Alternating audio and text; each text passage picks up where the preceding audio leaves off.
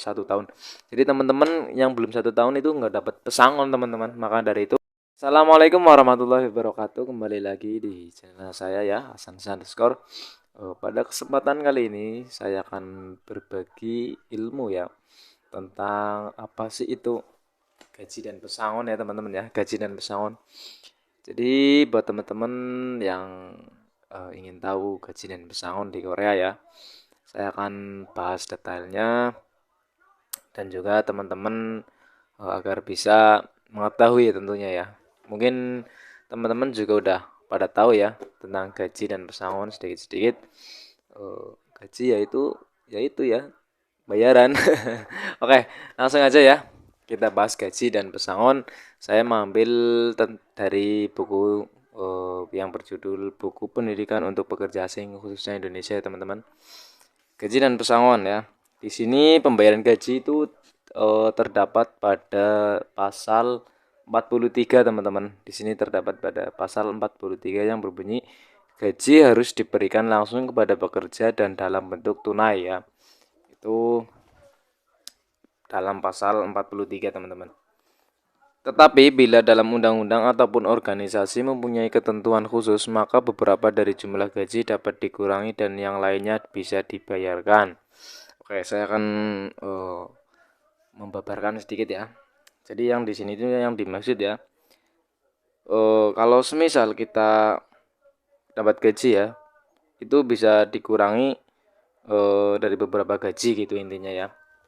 Mungkin itu asuransi atau mungkin itu potongan-potongan yang lainnya gitu. Yang dimaksud itu kayak gitu. Terus di sini tertulis pembayaran gaji harus dibayarkan 1 bulan sekali sesuai dengan tanggal yang telah ditentukan.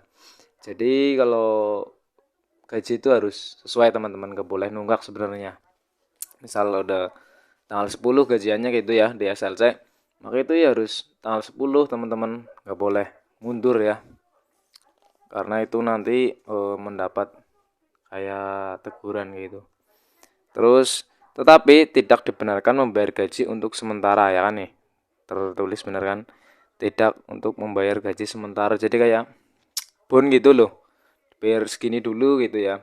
Misal 50% dulu atau itu nggak boleh teman-teman. Nanti kita bisa mengajukan ke Nodongbu ya untuk klarifikasinya mungkin ini gimana nih pabriknya kok bisa nunggak gajinya ya. Itu termasuk ciri-ciri pabrik yang mau bangkrut teman-teman. Jadi hati-hati ya. Jadi kalau gitu langsung cepet-cepet kita lapor ke Nodongbu kalau misal gajinya itu nunggak. Itu kayak teman saya kemarin itu ada yang gajinya nunggak sampai 2 minggu teman-teman. Dan itu sering banget terjadi. Dan dia itu udah mau pindah sekarang. Sekarang udah di masjid ya. Mau pindah. Terus langsung ya lanjut ya. Jaminan upah gaji minimum, undang-undang upah minimum nih. Jadi di Korea tetap ada yang namanya upah minimum teman-teman. Ya sama seperti kayak di Indonesia lah ya. Upah minimum, misal kalau di Indonesia kan banyak ya, ada yang di Bekasi, di mana-mana. Kalau di Korea itu menjadi satu teman-teman ya. Itu setiap tahunnya itu naik teman-teman. Setiap tahun sesuai dengan keputusan Komisi Upah Minimum berlaku bagi seluruh perusahaan yang memiliki karyawan wajib mentaati. Jadi setiap perusahaan ya yang mengikuti pemerintah itu harus wajib menaati peraturan pergajian ya, pesangon gitu. Yang UMP ya, di sini upah minimum ya. Kalau sekarang itu 9.160 pada tahun 2022.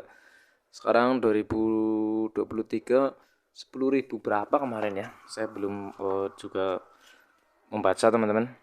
Terus lanjut ya. Tahap bagi karyawan masa percobaan dipotong 90% dari upah minimum yang berlaku. Jadi kalau kita di masa percobaan ya biasanya itu sekitar 1 bulan, 2 bulan atau 3 bulan kita mendapat masa percobaan. Itu kita mendapat cuma gaji 90% teman-teman. Itu udah ada undang-undangnya ya. Jadi kita nggak boleh yang namanya protes gitu. Kita harus taati ya teman-temannya. Karena itu udah ketentuan dari pemerintah ya. Yang apa-apa ya, cuma sebentar aja ya kan. Juga toh 90% ya kan. Ya kalau saya alhamdulillah langsung 100% sih. Ya semoga teman-teman juga mendapat yang 100% pabriknya lah ya. Tapi kalau semisal 90% itu biasanya pabrik yang bonefit teman-teman. Jadi perusahaan yang gede gitu ya. Yaitu menggaji pertama itu 90% karena gaji pokoknya standarnya itu biasanya itu gede teman-teman. Jadi dia itu 90% karena dalam pabriknya itu membutuhkan biasanya itu skill ya, skill atau keahlian khusus dalam bekerja teman-teman. Jadi dia itu gaji 90% dulu gitu ya. Nggak nggak berani 100% itu ya. Ya tetap ada eh, alasan yang masuk akal gitu ya. Dia itu menggaji 90%. Terus lanjut ya. Gaji minimum tahun 2014 5.210 won. Oh, ini ada rincian-rincian UMP upah minimum ya. Teman-teman bisa buka aja di Google atau di mana ya. Browsing-browsing itu ada teman-teman. Jadi nggak perlu repot, sekarang udah banyak sekali media sosial ya. Langsung lanjut aja di tadi pesangon ya. Tadi gaji, sekarang kita ke pesangon ya. Undang-undang jaminan pesangon nih. Kita langsung ke pesangon di Korea nih ya. Didengerin baik-baik teman-teman. Bagi pengusaha yang memiliki karyawan dan telah bekerja lebih dari 1 tahun, wajib memberikan pesangon dalam setahun nominalnya disamakan dengan gaji rata-rata kerja 30 hari. Tuh kan, di buku ini udah tertera jelas ya. Bahwasanya kita itu wajib menerima pesangon itu kalau udah 1 tahun teman-teman. Jadi buat teman-teman yang mau resign atau pindah pabrik gitu ya, kita harus minimal ya 1 tahun di pabrik itu teman-teman. Banyak sekali yang mau keluar gitu ya, belum 1 tahun mau keluar ya, kita nggak dapat gaji. Maka dari itu kita harus pinter gitu ya, minimalnya 1 tahun 1 hari teman-teman. Jadi dilebihin ya, kalau pas 1 tahun itu biasanya nggak keluar pesangonnya. Dan itu biasanya rata-rata gaji sebulan. Kalau semisal gaji sebulan kita 2 juta ya, kita dapat 2 juta gitu ya, atau 1.900.000 teman-teman.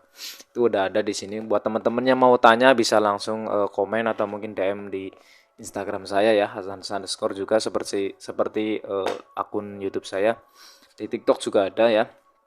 Oke. Kalau pesangon itu bahasa Koreanya tuh jigem teman-teman. Yang mungkin ada yang banyak tanya ya.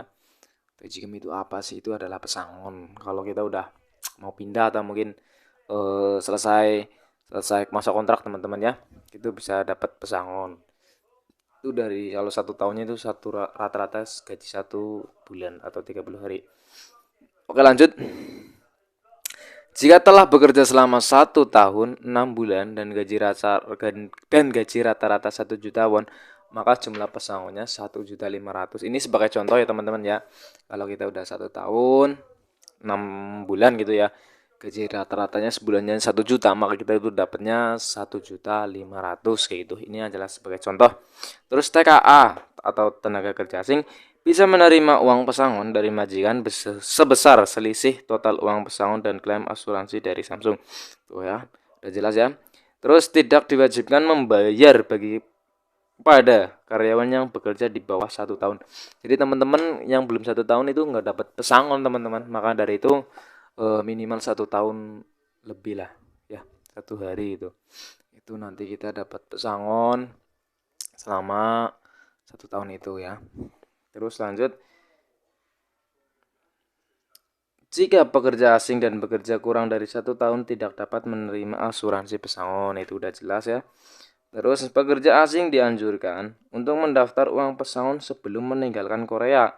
Pada saat mendaftar, pekerja asing diharapkan mengetahui: 1. Metode pengambilan uang pesangon lewat buku tabungan domisili negara pekerja asing. 2. Metode penerimaan uang pesangon sewaktu keberangkatan di bandara. Itu udah jelas ya.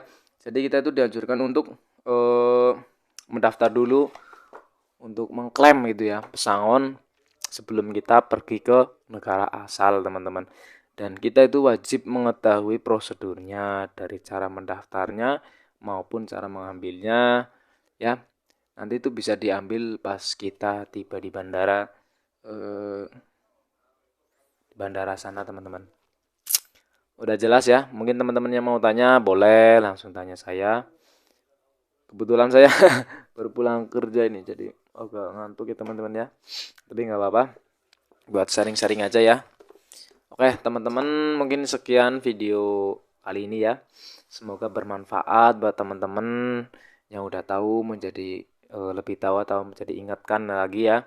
Yang belum tahu jadi tahu gitu ya. Terima kasih buat teman-teman, tetap dukung channel ini terus. Semoga Korea semakin banyak ya orang Indonesia yang masuk, dan juga semoga Korea dan Indonesia semakin erat teman-teman hubungannya, karena kita tahu lah ya, kita bekerja di negara asing itu butuh sabar teman-teman. Oke, mungkin itu aja dari saya ya. Bila ada kesalahan kata atau mungkin tersinggung gitu ya, saya mohon maaf yang sebesar-besarnya. Wabillahi taufiq wal hidayah. Wassalamualaikum warahmatullahi wabarakatuh. Salam TKI Korea.